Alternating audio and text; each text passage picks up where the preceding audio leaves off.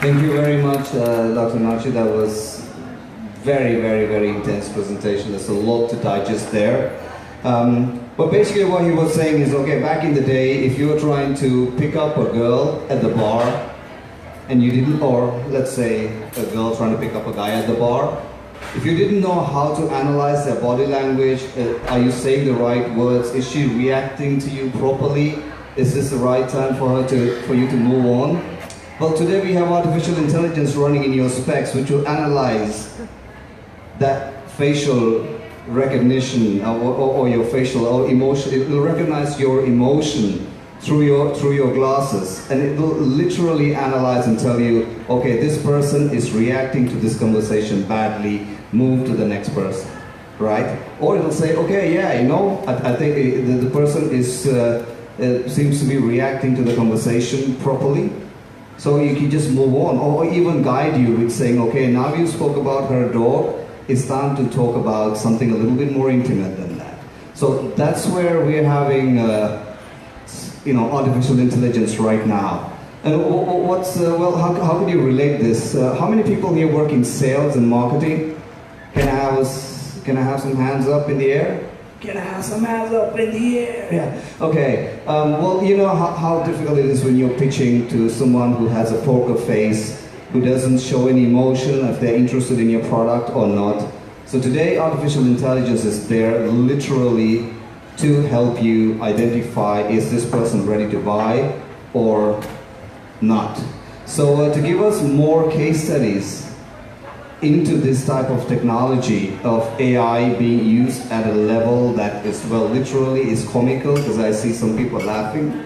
It's real. It's real, folks, it's real. Anyway, so taking it from here onwards, it's this extinguished gentleman, Paul, from inmeta. Will you be doing it with him or by yourself? Okay, and Aspen as well will be joining him, and giving you more insights into case studies, into projects which are already running, and the feedback on, both positive and negative, I believe. So, ladies and gentlemen, inmeta. So, thank you, Sharif. My name is Paul Borseth Hansen, come from inmeta, and together with Espen Berg here, he will join me later. We'll talk about applied machine learning. We come from Crayon, 1,100 employees in 22 countries. We're part of the Crayon group in inmeta, 160 employees. With the main office here in Oslo, we also have an office in Trondheim and Hamar as well. So we're consultants. We've been doing AI for the past 4 years, so we were quite early movers in this space. We're 25 data scientists currently counting and growing. So we also do portals, and we do a lot of e-commerce. So Espen and I are going to talk about the sales and marketing appliances that we have been working with, and applications we've been working with within AI for the next 25 minutes or so. So enough about our company, let's just dive in. I usually start every presentation by looking at man versus machine to start with, because when it comes to general AI, general artificial intelligence, we as humans are not even near to develop systems that can do that. We're good at multitasking as humans. We can gain multidisciplinary skills. We have a general understanding, and our cognitive ability. We have not yet solved that on a general basis. So looking at this graph, we can see that this computer I'm working with now is somewhat around the same processing power as a mouse brain. In 2023, we will approach the processing power of the human brain, but that doesn't mean that we can solve general AI or start simulating that. So put another 5 to 10 years on that, maybe around 2030, 2035, we will be in the position of simulating general AI on our machines. So what can we do today? What's possible today? Well, it's in the field of narrow AI or weak AI, where we solve specific tasks within a narrow area. We can interpret objects in pictures, we can dissect text we can understand the information in text and objects, and also language, and classify and do actions according to that. And the technology and algorithms we're using to do this is called machine learning. So that's where we work. And machine learning is not a new technology, it's not a new area. It's been around for a long time.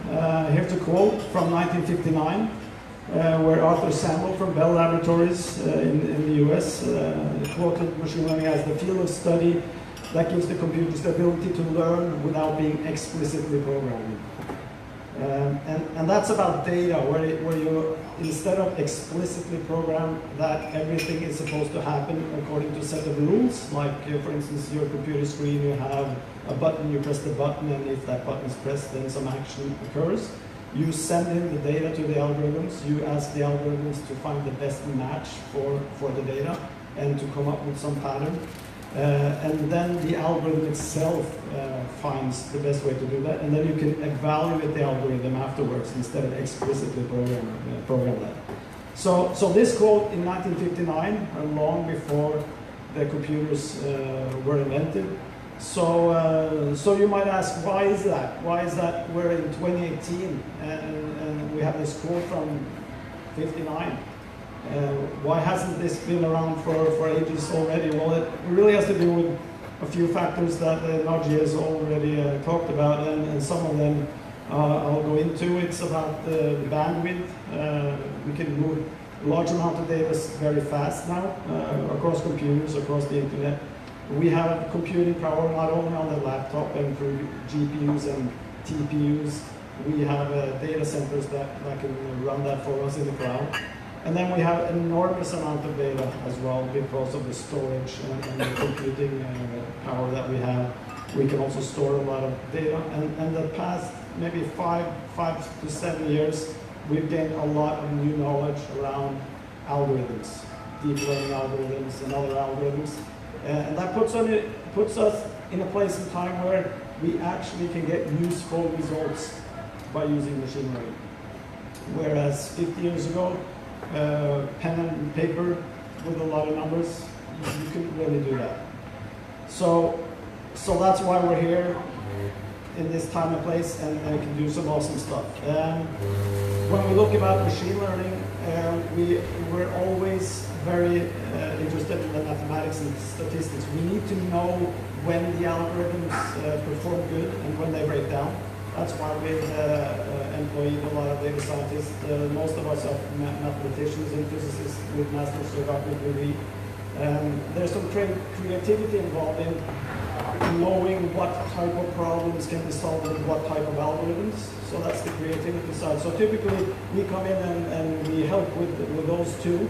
And we also have some domain knowledge, but basically the customer's domain knowledge is really valuable when we work with AI and machine learning algorithms. So it's this tri-unity here where all this comes to play that gives the best results. Now, looking at the type of machine learning algorithms, there's basically two types that we work with. One's called supervised learning, where you have historical data that you know the answer. Like here, the father is looking through a book and pointing to his kids about house, cars, etc. Where you have the answer. This is a mouse, this is a house, this is a car. And then our brain learns these patterns and can identify a car it hasn't seen before the day after. So, and a lot of our problems and a lot of our problem solving is around that, where our customer has a lot of data and they have the answer from previous results. It could be an e-commerce system, it could be a CRM system, it could be all sorts of system, customer service, where they have a lot of emails stored away for 10, 15 years, like we did with the DMVGL, where we looked at their customer service engagement, and they had a lot of answers, categorization on historical data. And the other type of algorithms is called unsupervised learning. This is where you might have a lot of historical data, but you don't have the answer to what you're looking for. You just have a bunch of data. And that's a different type of problem solving, where you don't So looking briefly at the supervised learning, where you have data and the answer, all the labels. Basically, there's three subcategories. We'll go into a few of them in the customer example, which moving on now. One of them is called regression, where we look at a formula. It could be, for instance, predicting milk production for all the cows and all the farms in Norway, like we recently done for Tine. And then you have classification. This could be classifying a customer as A or B or health. There's a lot of classification. Most of our customers have one or several classification cases involved in their domain. And then there's a recommendation, and we're going to show you some examples from recommendations, which is really cool in sales and marketing, and especially in e-commerce. So we'll get back to that one. So that's basically the the supervised learning, where you have the labels.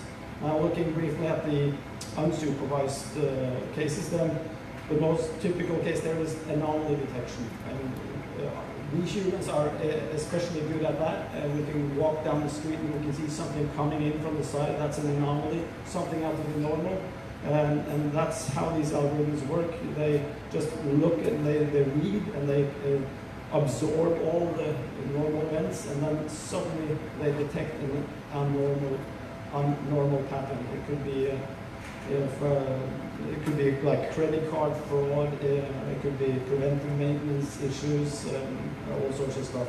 And then there's the clustering, which is a really big topic these days as well. I don't know if you heard about Cambridge Analytica.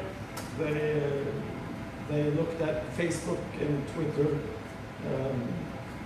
data from a lot of people, and they made this personality direct marketing algorithm, and they helped Brexit and they helped Trump campaign to win their election.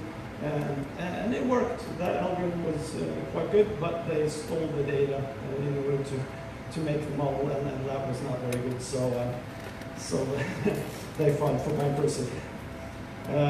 But the algorithm works. So clustering is a really powerful thing. Also in marketing, CRM, you want to cluster your data. Let the algorithm find how to segment your data, and don't just use normal rule-based systems where you say, well, small, medium, large companies, west coast of Norway, east coast of Norway.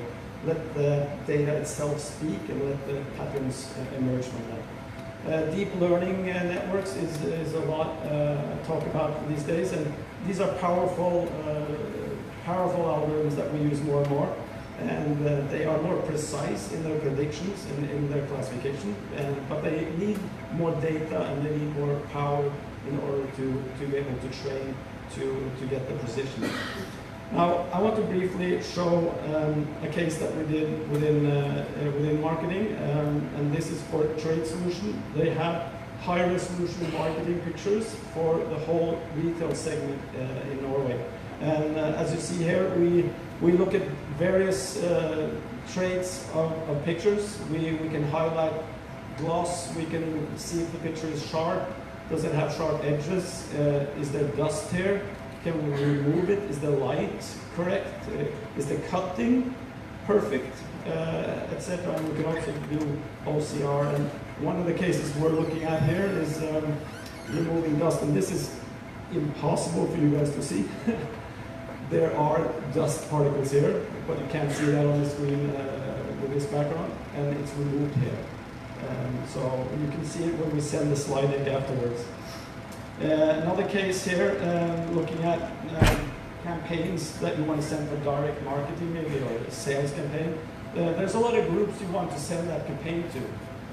It could be some old people, it could be a small family, and there's different types of issues or different types of campaigns you want to send to different kinds of groups. It could be the channel they're working through, it could be mobile, or even snail mail here, or it could be a PC. And then there's the frequency. When should you send that campaign to that group of people? And then do you want to address the group differently based on what kind of group the people are in? And do you want to send them various recommendations, different products depending on the group? And also, do you want to lay have different direct marketing layouts depending on the group that you present to now. All of this you can take into consideration now using machine learning. You can let the AI and machine learning algorithms find the best optimal fit, and as we will talk about that also shortly. And in that way you can differentiate your channeling of marketing to the right people with the right message, and then get a higher conversion rate. Now, you always need to consider model complexity. Always when we start working, we ask, is this model, does this model exist somewhere? Has someone built the model? Is it a pre-built custom model that we can use? Or do we have to make this model from our customers' data? So what we often find is that if there's a pre-built model, they often have a lower precision than a custom model would yield at the customer base. And that is basically due to that the pre-built models are more general in nature.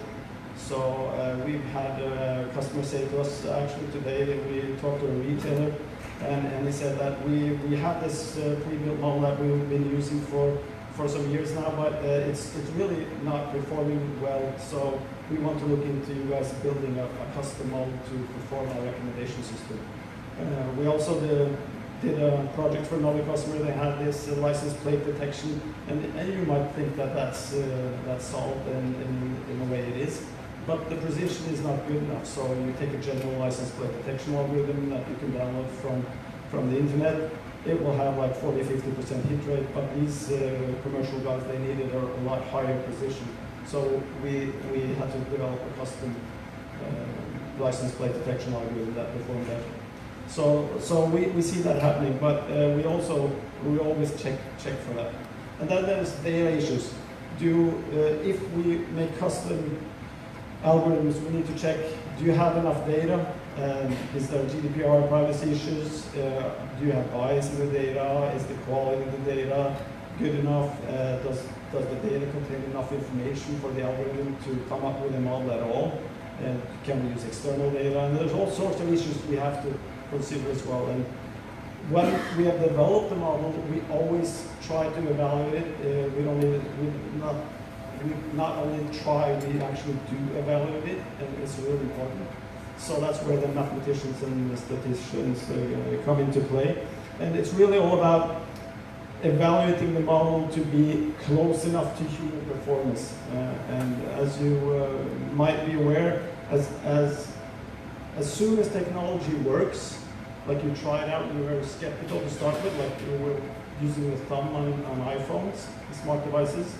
A lot of people were scared and they were saying, no, it's too thick and it's never going to work. And then you try it out, and yeah, it works. And then you just take the technology for granted, and the trust goes up. So basically, we always evaluate our models to be within this useful range or better. And some of the models have better performance than humans, and that's where we start integrating that into the business system. One technology we see coming more and more now is chatbots. Now, some of these chatbots are really stupid. Like, here's, if you get this, you can't see this, but I'm really hungry, I could eat a horse. And if the chatbot responds, well, this is what I found about horses on Wikipedia, then you don't find that very useful. But if it responds that, well, here's the restaurants I found in your nearby location, then you have a meaningful and interesting dialogue that sort of gives you value. And we see that chatbots are going towards that space moving forward, and they will get really a lot better within the next few years. And we are working on integrating our ML algorithms together with chatbots in a few projects with our customers. So, Espen, do you want to continue, please? Er det et stort problem hvis jeg gjør det her på norsk?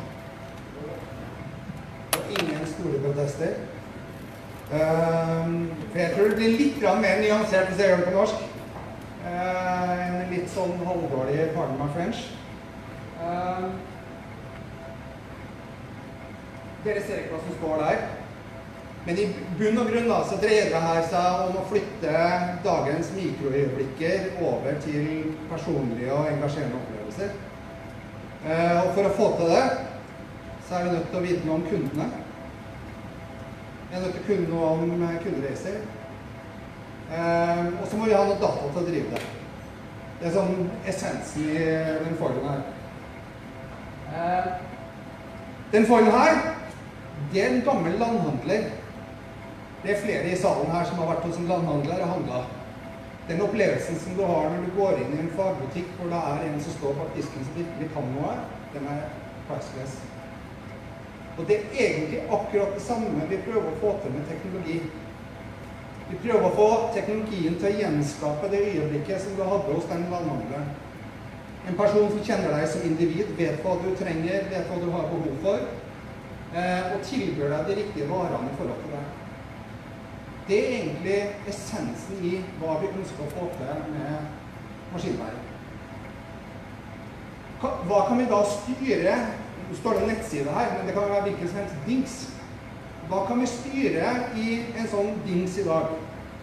Med kunstig intelligens, eller AI, eller ML, eller mye buzzword her. Så jeg skal prøve å unngå dem. Vi kan styre alt, i dag. Vi kan ha en meny som dukker opp for kunden som er tilpasset av den kunden. Vi kan komme med søkeforslag i det du trykker på søkeboksen. Vi kan rendre ut hele siden og vise alt innholdet basert på den kunden. Så vi kan gjøre ganske mye. Og når vi kommer i en handelskontekst, så kan vi se på hva har du sett på, basert på hva du har sett på, så er du interessert i dette. Men mer enn det. For det er ikke bare deg. Vi kan også se på mønstrene til alle andre. Så vi kan lære av alle, men applisere det individuelt. Og da begynner det å bli interessant. Da begynner man å få stordriftsfordeler av de dataene som man har. Vi kan predikere hva som er den neste naturlige tingen å kjøpe når du har vist interesse for dette. Det gjør vi i dag. Det er garantert mange som har hatt sånne opplevelser. Problemet med dagens opplevelser er at de er ekstremt dårlige. Har du vært så uheldig at du har kjøpt et hotellrom på tv.com, så får du tips om det samme jævla stedet hele tiden. Ikke sant? Og det får du overalt. Ikke sant? Så det er jo noe med hva er det egentlig man tilbyr en dårlig opplevelse ved å holde på med det her. Og da er det noe med kundeinnsikt. Vi må forstå det DNA-et til den kunden. Vi må forstå det ordentlig. Hvem er de, hva er de interessert i, hva er kanalene, vi når dem på, og så videre. Vi må dra det ned med kontekst og timing. Her er det store clouet å holde kjeft. Fordi du må vite når er riktig tidspunkt å komme med noe. Det er så mange som bare pusher på, pusher på, pusher på, pusher på, med all mulig støy. Da blir det bare støy, da blir det bannerblindnesser, da blir det alle de her tingene som folk overser, og da er det folk er ikke interessert. Men når det plutselig kommer en sånn subtil greie som treffer midt i hjertet, så har det effekt. Så evnen til å holde kjeft er kanskje en god ting i disse teknologitilfeller. Og da er det jo noe med de kontekstene som er. Nå skal jeg dra et par eksempler fra et par kunder hvor det her er applisert. Her er en kunde som ønsker å bruke minst mulig tid på det her, for han har lyst til å være ute og jobbe med sine kunder. Hva betyr det? Jo, det betyr jo at vi må lage et system da som er skreddersydd for den kunden, og som tilbyr ham det som han trenger, basert på hva han refererer, og gjør det så raskt som overhodet mulig. Her fra Brødrene Dal, basert på hva du har handlet, så vil du få tips. Du trenger ikke å skrive ut søkeord engang. Det er fordi de handler de samme tingene veldig ofte. For det kjenner de, det er de opptatt av, det vet de funker. Så dermed så kan du få det. Så du kan allerede før du har begynt å gjøre noe, så kan du begynne å komme med anbefalinger til deg. etter hvert som du begynner å legge ting i handlekurven din, så vil han si, hvis du kjøper det her, så trenger du også disse tingene. Fra den samme serien, fra de samme tingene, og sånn sett så er den med på å gjøre arbeidet ditt lettere.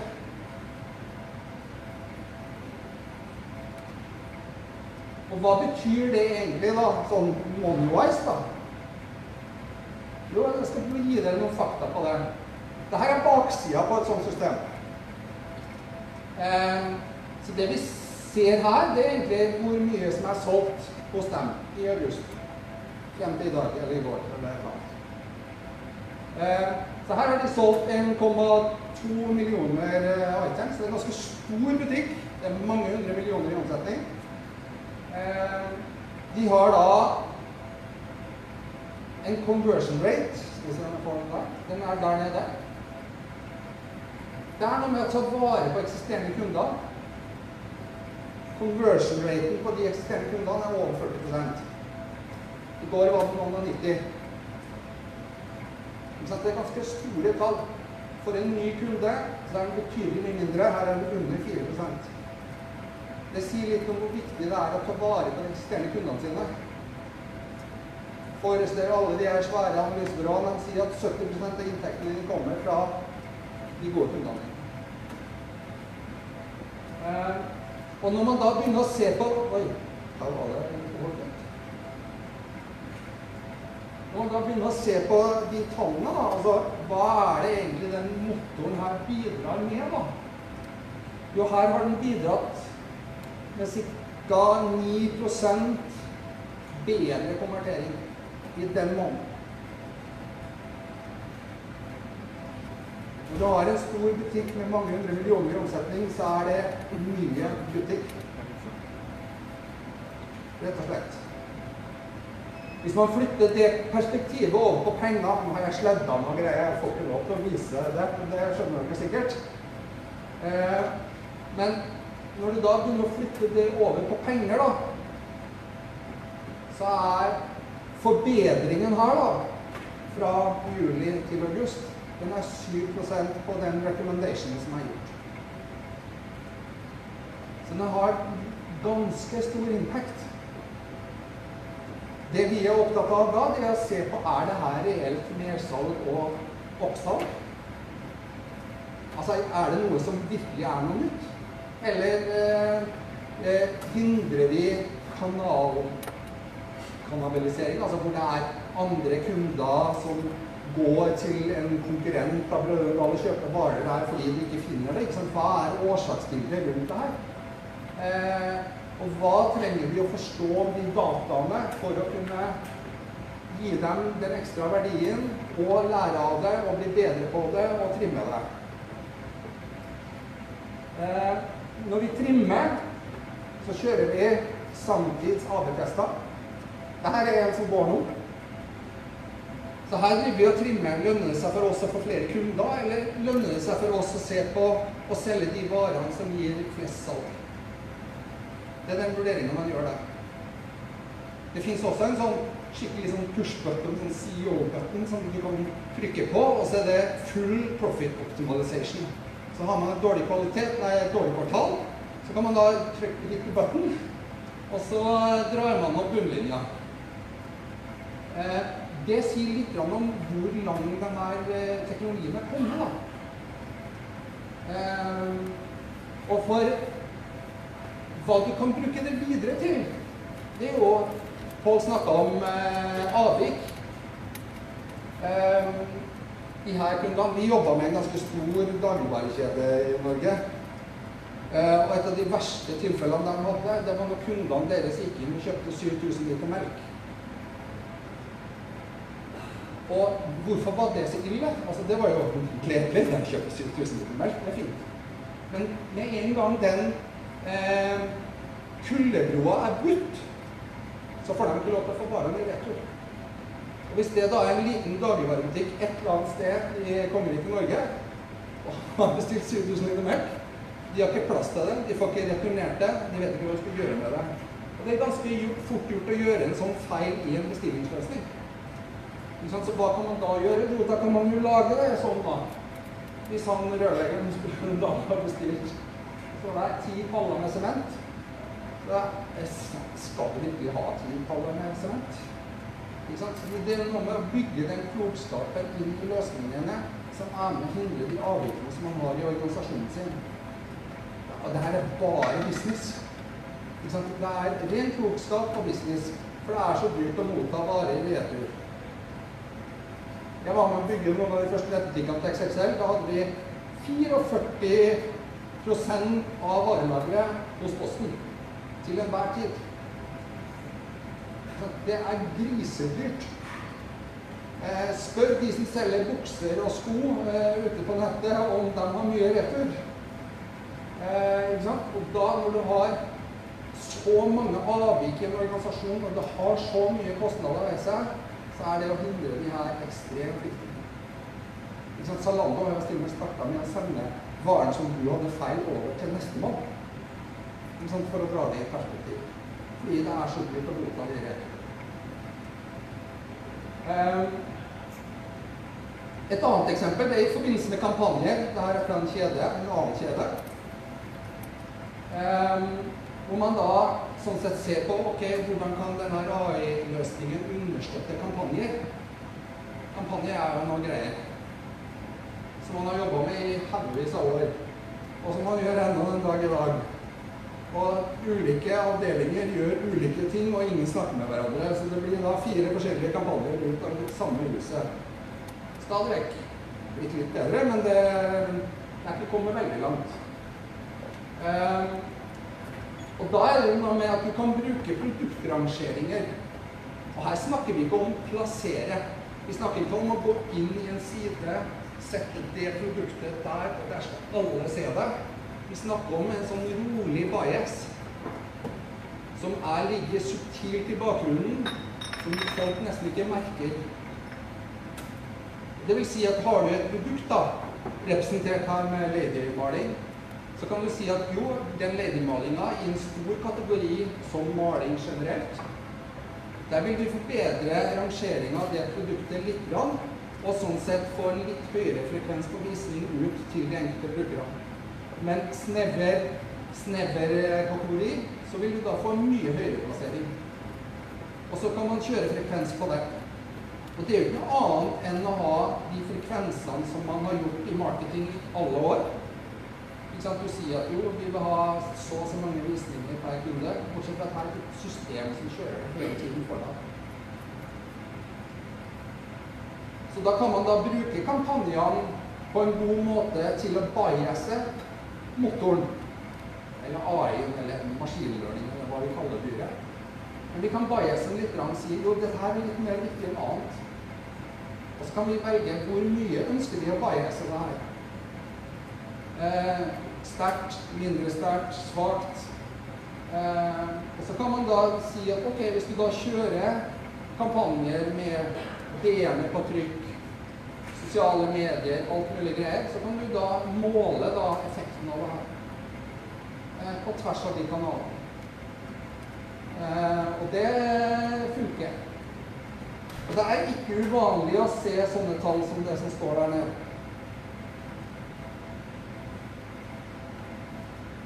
Det ble gjort en analyse av Hennes & Mauritz, nettstedet deres, hvor man hadde et designteam som satte opp en landingsside på Hennes & Mauritz, og så hadde man en tilsvarende AI som satte opp en tilsvarende landingsside, og den outperformet med 76%. De hadde ikke sjans, rett og slett. Og det fordi at vi så biased i vårt eget hode da, på hva vi tror viktig for alle andre, at vi glemmer ting. Og vi klarer ikke å se vidt nok, men det vil en AI gjøre. Den vil se mye bredere perspektiv, helt andre innfallsvinkler enn vi som individer klarer. Så, takeaway, kontekst her, det data. For å skape den gode kjøpmannen som har masse kunnskap, og som heldigital, så må vi ha data. Vi må ha den konteksten. Vi må kunne kundereisene på detaljnivå hos ute. Når vi får de to sammen, så klarer vi å lage de her engasjerende opplevelsene. Det var 10-15 minutter, kvarter. Hvem har første spørsmål?